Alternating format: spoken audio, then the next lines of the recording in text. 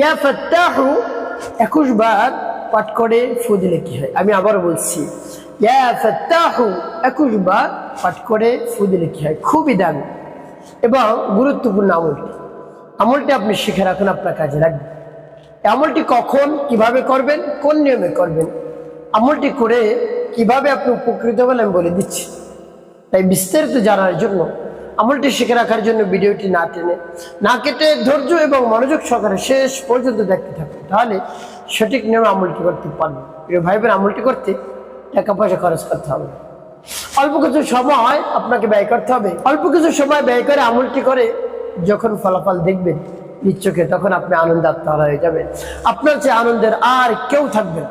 এতই দামি এবং গুরুত্বপূর্ণ, আপনি একবার হলেও আমলটি করে দেখুন না।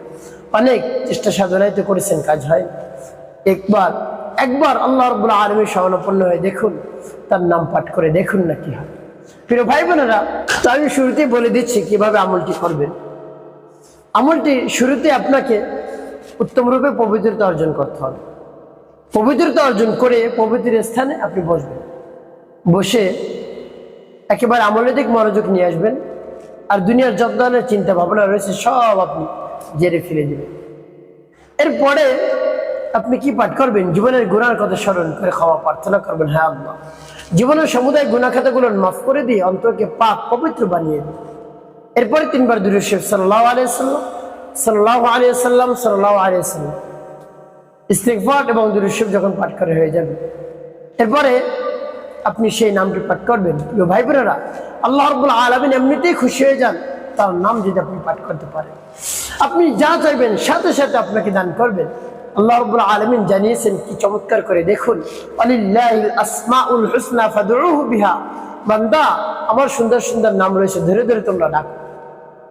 তাহলে কি হবে? উদউনি আস্তাজিব লাকুম, ডাকার সাথে সাথে আমি উত্তর দেব, সাড়া দেব, তোমার সকল চাওয়া পাওয়া আমি পূরণ করে দেবো।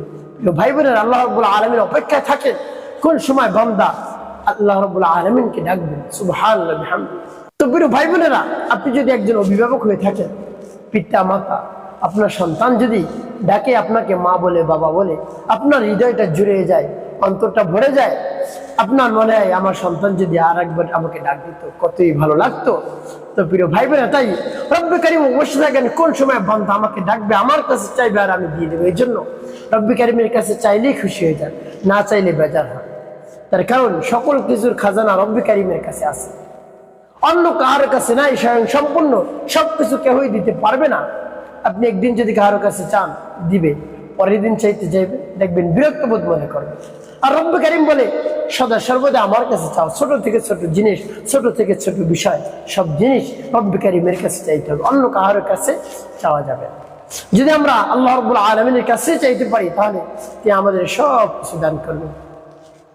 তো প্রিয় ভাই বোনেরা, এভাবে যখন এই জন্য আল্লাহ রাব্বুল আলামিনের কাছে চাইবেন, তিনি খুশি হয়ে যান, আপনার সকল চাওয়া পাওয়া পূরণ করে দেবেন। তো ইস্তিগফার দুরূদ শরীফ যখন পাঠ করা হয়ে যাবে, এরপর নাম পাঠ করবেন। এরপূর্বে আল্লাহ রাব্বুল আলামিনের কাছে বলবেন, আল্লাহ, আমলকে সবাইকে কবুল করুন আর আমার সমস্যার সমাধান করে। এরপরে নাম পাঠ করবেন। কতবার পাঠ করবেন, পরবর্তী কি করবেন, কোন উদ্দেশ্যের জন্য পাঠ করলেন বলে দিচ্ছি, আগে নামটি বলে নেই। ইয়া ফাত্তাহু ইয়া আল্লাহ, ইয়া ফাত্তাহু ইয়া আল্লাহ, ইয়া ফাত্তাহু ইয়া আল্লাহ। যখন পাঠ করে একটু ফুটে, তারপর আপনি আবারও পাঠ করবেন, ইয়া ফাত্তাহু ইয়া আল্লাহ, ইয়া ফাত্তাহু ইয়া আল্লাহ, ইয়া ফাত্তাহু ইয়া আল্লাহ। পাঠ করে সবাই, তারপর আপনি মনে করেন দিয়ে আবার পাঠ করবেন, ইয়া ফাত্তাহু ইয়া আল্লাহ, ইয়া ফাত্তাহু ইয়া আল্লাহ, ইয়া ফাত্তাহু ইয়া আল্লাহ। পাঠ করা শেষ। আবার একটু ভাই ভাই কতবার? গুনি গুনি 21 বার পাঠ করবেন।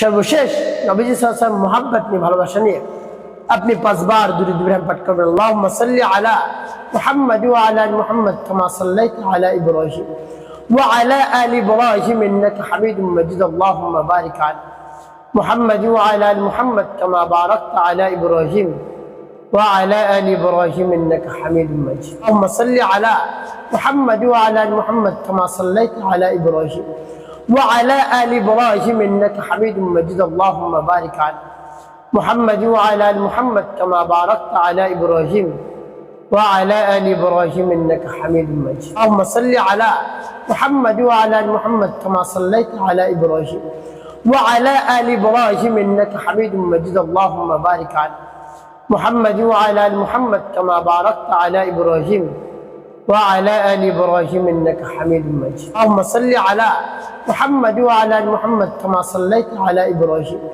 وعلى آل إبراهيم إنك حميد مجيد اللهم بارك على محمد وعلى آل محمد كما باركت على إبراهيم وعلى آل إبراهيم إنك حميد مجيد এভাবে যখন দুরূদ ইব্রাহিম পাঠ করা যাবে দুটি ফুদে এটা ভাই বোনেরা আমলটি শেষ কোন উদ্দেশ্যের জন্য আমল করলেন আপনার যদি বিবাহ শাদী না হয় দেখা যায় দীর্ঘদিন হয়ে গেছে আপনার বয়স পেরিয়ে যাচ্ছে আপনি দুশ্চিন্তা পেরেশানির মধ্যে পড়ে গিয়েছেন হতাশাগ্রস্ত হয়ে পড়েছেন যে কি হবে আমার কি বিবাহ শাদী হবে না মানুষ দেখতে এসে আপনাকে পছন্দ করে আবার পছন্দ করে দিন তারিখ ঠিক হয়ে যাবার বিবাহ শাদী ভেঙে যায় এভাবে করতে করতে করতে করতে বয়স পেরিয়ে গিয়েছে কোনো বিবাহ শাদী হয় না সমাজের মানুষগুলো খারাপ মন্তব্য করে আপনাকে আপনি সেটা শুনে আরো বেশি হতাশাগ্রস্ত হয়ে পড়েন দুশ্চিন্তার মধ্যে পড়ে যান যে কি করবো আমার কি বিবাহ শাদী হবে না তো প্রিয় ভাই বোন আর দুশ্চিন্তা করতে হবে না পেরেশানিগ্রস্ত হতে হবে না রব্বুল কারীমের এই নামটি পাঠ করুন দেখবেন আল্লাহ রাব্বুল আলামিন অতি দ্রুত সময়ের মধ্যে বিবাহ শাদীর ব্যবস্থা করে দিবেন